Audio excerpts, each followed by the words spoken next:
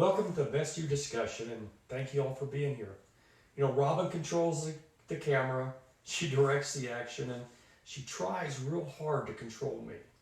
But I gotta tell you something, she doesn't know I'm gonna do this, but she was just interviewed by the Denver Post. So at 8 p.m. every night here in Colorado, she and a group of other people, they howl. So Robin, behind the camera, I know I put you on the spot. Can you tell us why you go out onto our balcony and howl with everybody else? Because it's cool. Yeah, it all started in Denver.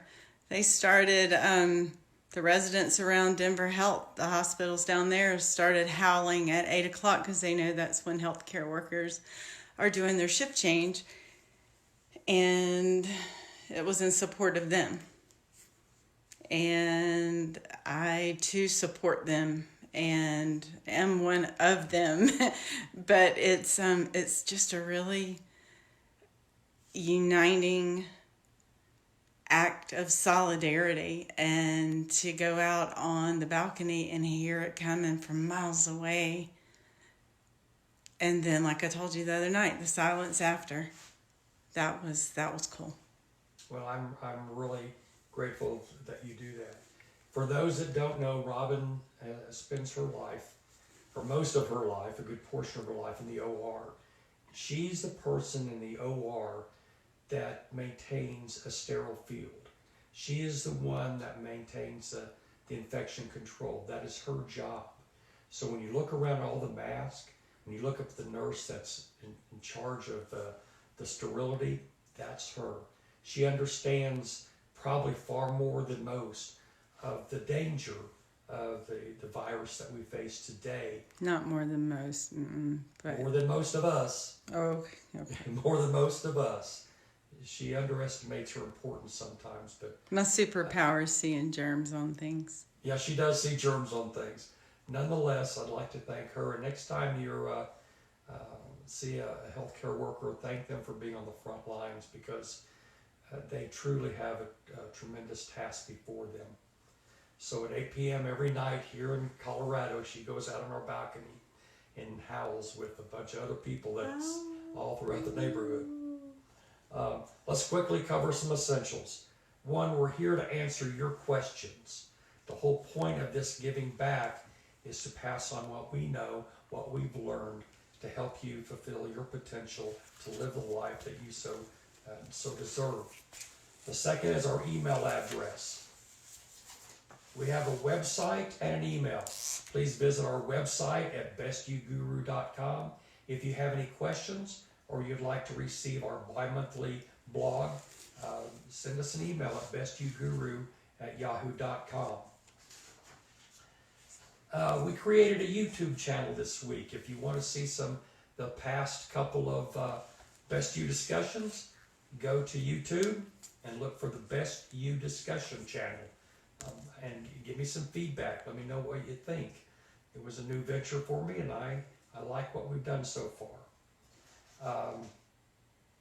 Last thing I want to talk about, we do accept donations at Venmo at Robin-Shivery or at PayPal at bestyouguru@yahoo.com. Donations are gladly accepted. But let me tell you, for those who are new to our little show here, Best You is founded on 3 pillars of the authentic identity theory. The first one is we believe that everyone has the seeds of unique greatness within them. It's backed up by the authentic theory of epigenetics. So science backs up our theory. The second is society has a mission to standardize, socialize, and sterilize each of us so we can conform to the needs of society. Sometimes, and most often, that ignores our unique greatness within each of us. And third, we believe that achievement by design is the only path by which you live a happy life. You know, we live in turbulent times, so all I ask of you is don't ask for times to be easier. Demand of your time, of yourself, to have better skills, tougher skills. You know, when you train for a fight, you don't really train for the win. The winning is in the training, not in the ring. So I want you to believe in you because we believe in you. We believe in your potential. I want to cover something that some people have said. We said something last week that I wanted to explain. I want everybody to understand that corporations and companies don't create jobs. Now I'll repeat that. Businesses do not create jobs. Demand does. You and I create demand. The people create demand. See, in our form of capitalism, we are based on the law of economic consumption. So what we consume, that's how our economy grows. 73% of our GDP, which is the gross domestic product, that's the total value of all goods and services our country produces. 73% is based upon what we spend, what we consume. Our economic system is based upon what we spend, not what we save, and not what we invest. People determine where and how they spend their money. It is we, the people, that create the demand. And it is that demand that creates jobs. Businesses will collapse without you. You are the important economic element in our economy. The strength of our economy, the strength of our country is you. I just wanted to clear that up from what I said last week. Today's topic is comfort zone. You know, the comfort zone is a place where you feel comfortable and, you know, you're not really being tested. You're free and you're safe. No stress. Very little challenges. But most importantly, in the comfort zone, there's little opportunity for growth. Two concepts concerning growth that world champion Tommy Williams taught me was the effective monitoring range and the critical distance line. In the ring, and life is like a ring, the effective monitoring range is that range away from your opponent, away from the challenge, where you can monitor the situation, where you're unable to strike the opponent, but the opponent is unable to strike you. You can assess and monitor the situation, but you really can't achieve anything from that position. All you do is monitor. Too often, that's where we spend our life, monitoring. If you want to achieve your potential, you must cross what Tommy taught me was the critical distance line, the CDL. This is the line where either you strike your opponent or your opponent strikes you. The CDL is where you experience success or a greater opportunity to learn. Too many people spend their life in the EMR. They only monitor life. That is a permanent place, the comfortable place where they spend their life. They never cross the CDL to engage the opportunity before them. If you're going to nurture the seeds of greatness that we know are within you, you must cross the CDL. You must engage the opponent. You must become uncomfortable. The excitement of crossing the CDL oftentimes is worthy of the challenge. Whether you conquer the challenge or whether you just create another opportunity to learn, the excitement, the adrenaline, the pride in yourself for crossing the critical distance line is well worth it. So let me tell you a story that happened, true story, happened many years ago. A group of kids who crossed that CDL, a group of kids who left their comfort zone. Every year in Tulsa, Oklahoma, the schools got together every fall. This was elementary school. They got together and had tryouts for football. Well, the good thing about tryouts is you get to pick the best, the fastest, the strongest, the best athletes in the school. The sad part is there were some kids that never got to play. So one year, this guy named Jim Stroop got this idea that he ran Hinthorn Recreation Center. And he decided he was going to take all those kids that wouldn't have the opportunity to play for their school team and make a recreation team. So this year, he contacted all the schools and said, hey, I want all your rejects. All those kids that didn't make your team, I want to get them together and form a team. And maybe they can have some fun and learn a little bit about football. Jim didn't anticipate one problem. Schools were readily available to do that. They gladly would give Jim their outcast. Problem was, Jim had a difficult time finding a coach. Most of the coaches who were used to coaching football didn't want a bunch of kids that couldn't play very well, and he sure didn't want a group of kids that no one else wanted. But he found a kid that would do it. He called around, asked this kid, said, hey, look, I got a group of kids here that won't get an opportunity to learn football, that won't get an opportunity to play if I don't find a coach. So would you coach? And this kid said, look, I've never played organized football, let alone coach a football team. And Jim persisted. He finally got this kid who was 19 years old at the time, or I think he was 18 or 19 at the time, and he coached this team. Now let me tell you about this team. The biggest kid on the team was pretty big, but every time he hit somebody, he cried.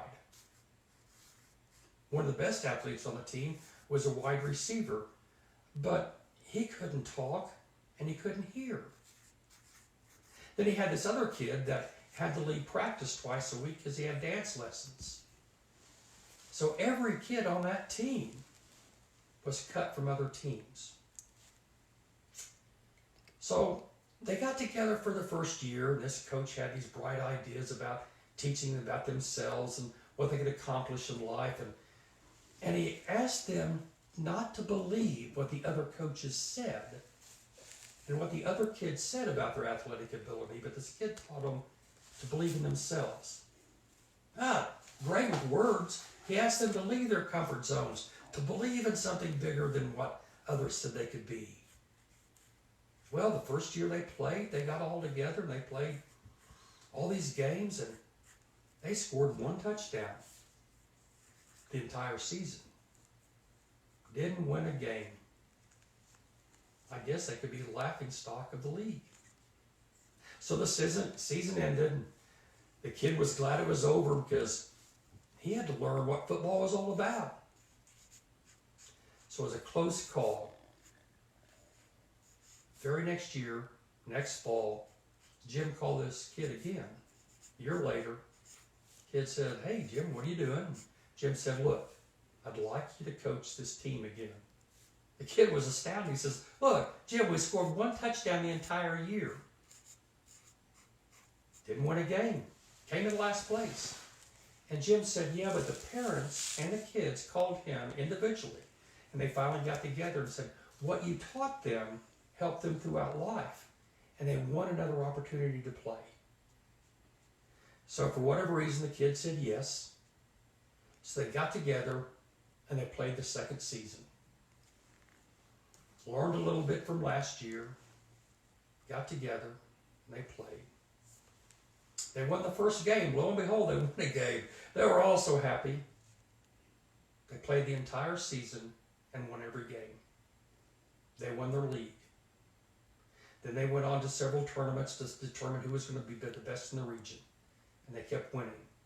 Next thing you knew, they made the news. Reporters came out and talked to all the kids about how they did this. Went from a losing team with no wins and come back the next year playing against the same kids that they played against the year before, the same teams they played against the year before, and now they're undefeated.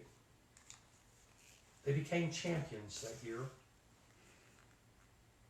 Kid was kind of happy to coach the team of champions, kind of glad to be on TV, and went away. And about 15 to 20 years later, he got a bulletin, a church bulletin in the mail. And one of the young men every year preaches to his congregation what he calls a sermon called A Team Full of Losers and a Kid for a Coach. Those kids went on to accomplish, many of them accomplished great things in this life. One of them is a pastor who every year talks about what you can overcome if you don't always believe the concept that others put upon you. So what I ask of you is to do the same thing. Ignore some of the concepts put upon you and listen to your own internal voice. Understand the seeds of greatness within you. To live a life deserving of your potential. To do that, you must move past your fears. You must get out of the comfort zone. You must overcome the comfort zone. You must overcome your fears and eliminate them. And if you can't eliminate them, at least relish in them. And then overcome them. Somehow, in the moment of confrontation, you must overcome your fears and live the greatness within you. I ask you to move towards your fears, and you may find the truest you. For it is only after you cross the critical distance line, it is only after you leave your effective monitoring range that you find your true worth. Most of us are taught to avoid our fears.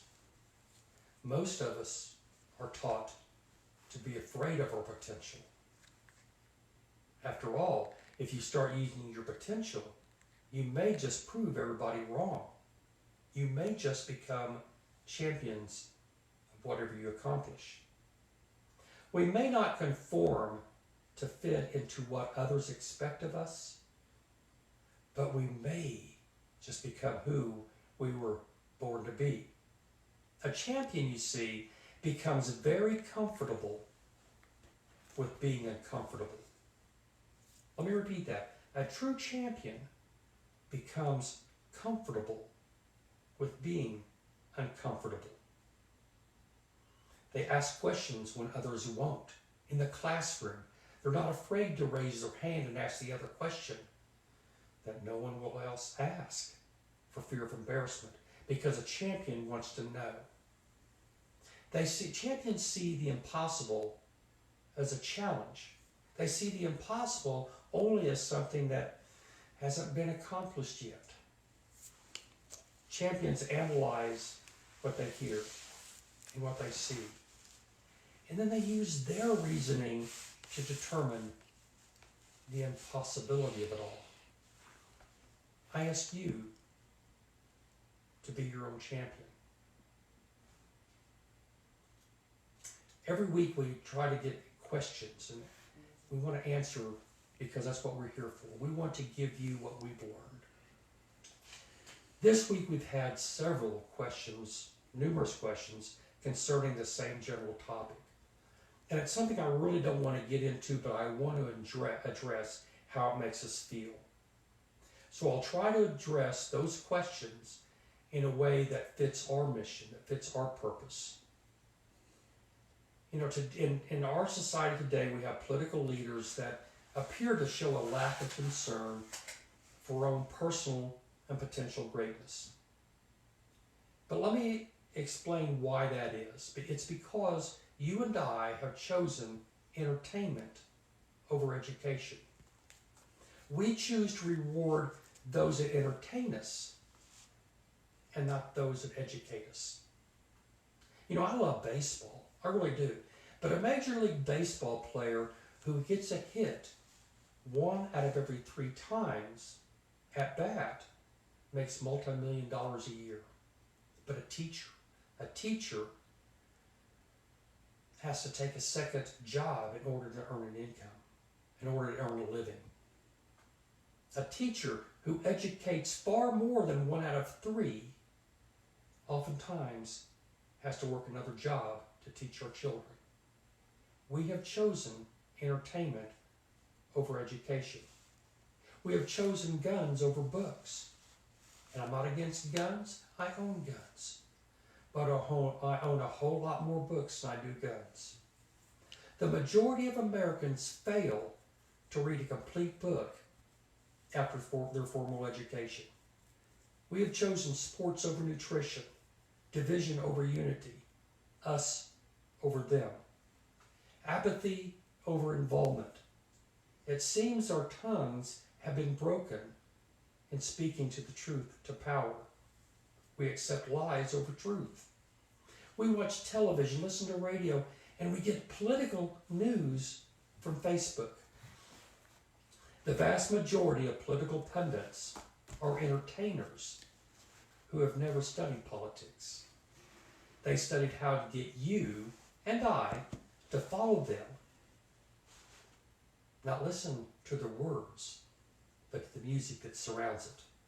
The most dominant media network in our country today actually went to court and fought for the right to lie, to deceive and misinform the public. The right to deceive you was upheld in federal court. This network has no obligation to tell the truth to the public.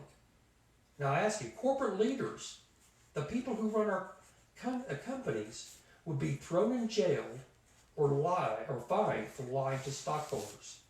But media companies have no such obligation to the viewers or stakeholders of our country. Their obligation is to convince the public of things that generates profits. So why do they have to tell the truth? Telling the truth is not their mission. So let me suggest this in a general way. Americans should allow easier voting procedures. Do you know that voter suppression and voter imitation is rising, and roll purging has become commonplace? Voting is our key to freedom. Number 2, speak truth to power. Give voice to the weakest among us. Know your source. Number 3, know your source of information. No one can fact check all the lies being told every day to us. Listen to those who are willing to review the literature, study the issues, and know the truth. Educated voices are yelling loudly at the peril that faces us today, but we choose to listen to those who entertain us.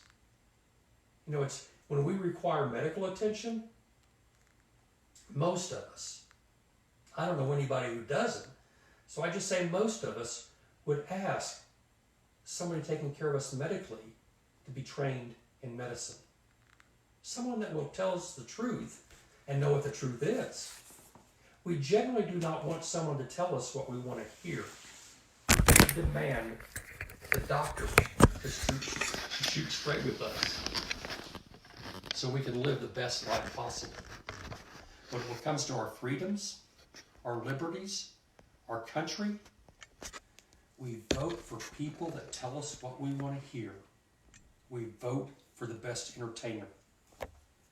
The truth somehow is not really that important. We don't take our vehicles to a dentist for an oil change. We don't pay the dentist to fix our electrical problems. We demand people to be trained in the field they claim to have expert knowledge in everything except politics.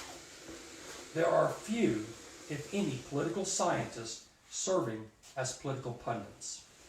I only know of one PhD on a major media network talking of political issues. One.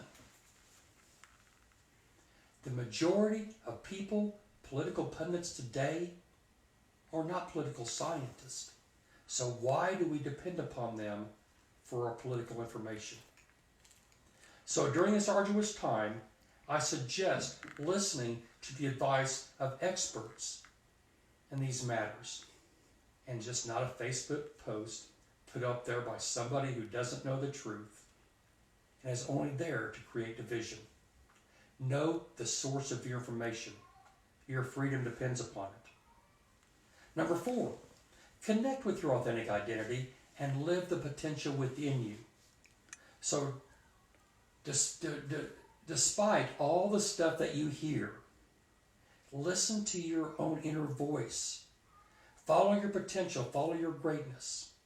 And number 5, believe in hope, believe in love, and believe in a positive path forward for all of us. Because this too will pass. Now, let me get to some questions. Like I said, I got numerous questions concerning this topic, and I'll address 2 of them. But I didn't want to get into all of them because I don't want it to be about politics. I want it to be about what you do in a political environment, what you do with this time that we face.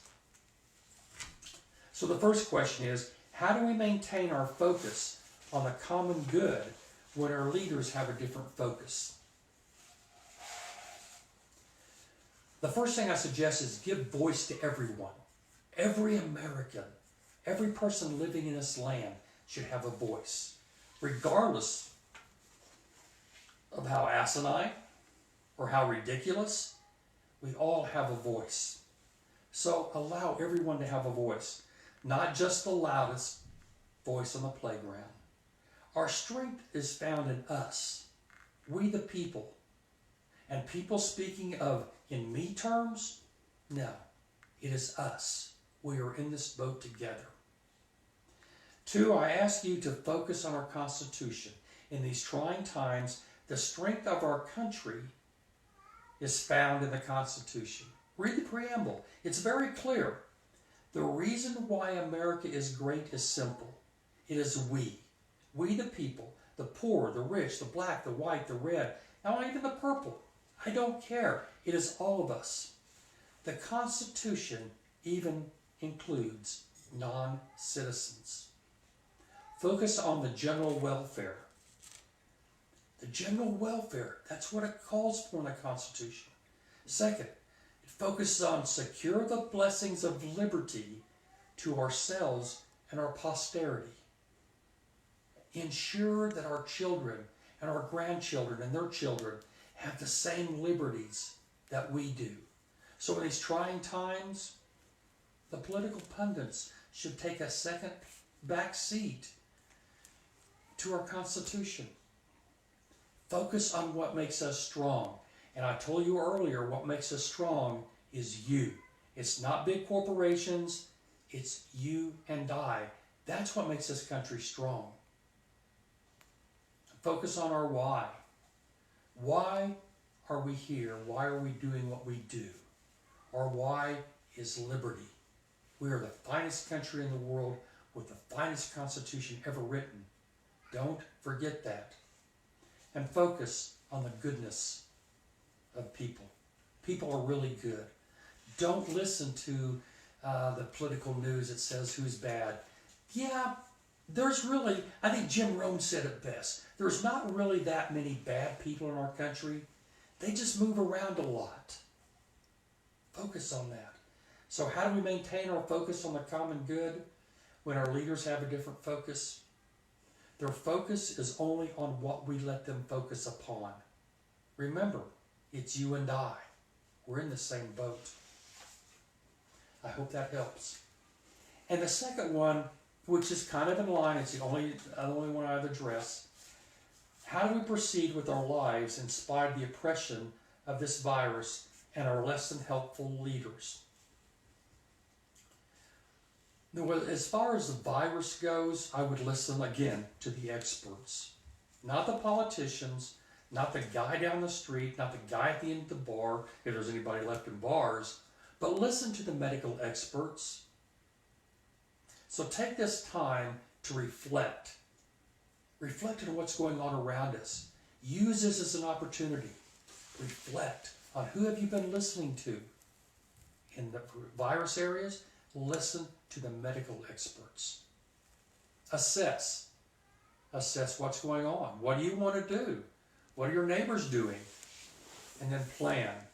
What do I do next? This too shall pass. But if we don't reflect on it, assess on it, and then plan for the future, we won't come out any better. This is a tremendous learning opportunity. We should take this time and learn from it. Number 2, smile. Regardless, smile. Through all the adversity and through all the pain, uncertainty, the economic collapse that so many people are facing with the loss of jobs, smile. Smile has a power. Smile tells the brain that you got this, and you do. If you have questions, reach out for help. Robin and I are always here to help. You have help all around you. Smile. Show the world, show yourself you have the strength. There is power in a smile. So what I ask you to do now, right now, as you're sitting there watching us, smile. And your brain will automatically put forth a power that accomplishes all. If you're in the ring, you ever watch a fighter that gets really hit? They'll smile back at their opponent. Smile. A smile has power. So as you go throughout the day and you're feeling that you're lost or the virus is overwhelming, smile at it all. Smile at adversity. Number 3, find your tribe. The more you can find positive people, educated people, people that push you, that speak the truth to you, that aren't afraid to tell you that you've got lettuce between your teeth, find that tribe that helps you. You may have been born into an area or born into a family that is all negative and naysayers and diminishes your ability. That's not your tribe. That's what you're born into. But you can choose to find your own tribe and find those people that help you live your potential, that help you nurture that seeds of greatness. That's your tribe. And how do you proceed? Think of how you can give of your talents. You know, prior to the virus, Robin and I would give Best You discussions in groups. And personally, I like this better. I think maybe Robin and I can help more people realize their greatness. Because each of us is great in our own unique way. But together, we form a strong bond because each of us has a greatness that another one needs. So I ask, what can you give? What can you give? And the last thing I would offer, be grateful. Just be grateful. Regardless of what you're facing now, I truly believe that you have the ability within you to overcome the obstacles you're facing.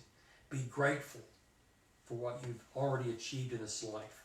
Be grateful that someone, somewhere, sacrificed so we could live in such a great country. Yeah, we have issues. We do. But life is full of issues. And those issues in this country that we have today are there for you to cross that critical distance line and accept the challenge of solving those issues. If you don't have issues in your life, if we don't have issues with our country, then we can't nurture our seeds of greatness. Those issues that we face today are just opportunities to prove of the gifts within you. So be grateful of those gifts. The next question we got this week. I can't seem to motivate myself out of my comfort. I think it takes more than that. Les Brown once said, you got to be hungry. And hunger to live life as you comes deep within here. You know, I do not want to be on my deathbed wondering what if. I want to know I gave this life everything I've got. Will I accomplish all that I want? I hope not. But I want to use every ounce of potential that was granted to me. And I ask you to do the same. So, first of all, get hungry. And if you've never been hungry, get hungry. If you don't know what that's like, go without a meal for a day. There is something within you that's hungry. Find out what it is. So be hungry. And I got to tell you, comfort is really an illusion. Comfort is really put into your way to give you the illusion everything's okay. And it's a societal construct that says, no, just stay where you are. So if you want to motivate yourself and you're really an obstinate kind of person, just look at it this way. You don't want to be comfortable because they told you this. So prove them wrong. Prove them that you have the courage to be uncomfortable to accomplish all that's before you. And I want you to understand that comfort is your brain's way of saying you're safe right now. Because your brain doesn't think of the future. Its natural reflex is to think, are you safe right now? You may not be safe tomorrow. Just because you could eat today doesn't mean you'll be able to eat tomorrow. So get uncomfortable. Get uncomfortable. If you have any more questions, feel free to email me. If that didn't answer it, please contact me. But the way to motivate yourself out of your comfort, it depends whether you're a run-to person or a run-from person. I'm a run-to person. I want to know what's out there for me to accomplish. If you're a run-from person, think if you'll be hungry if you don't go somewhere.